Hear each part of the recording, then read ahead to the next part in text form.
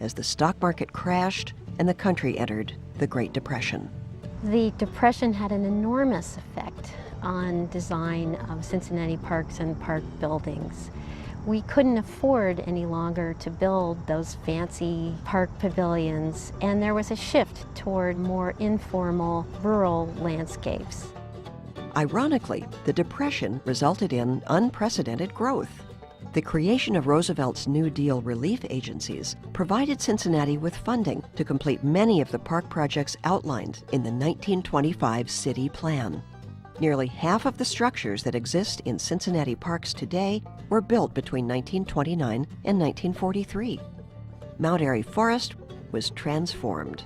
The city had started this practice of trying to reforest these hillsides, and we got so far, we had a plan in place, but we didn't really have the resources to do what we wanted to do.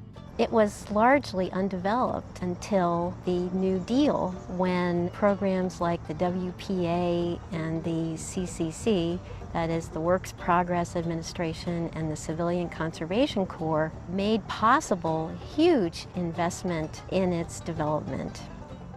The CCC brought more than 200 African American men to Mount Airy. Led by George Case, Team 1505C stayed for 2 years and planted over 1 million trees. And they arrived via truckload from Fort Hill out near Chillicothe in the summer of 1935.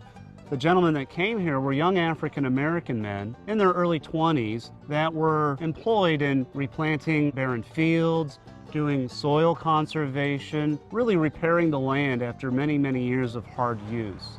As you drive through Mount Airy Forest today, you'll see all kinds of remnants of the work they did.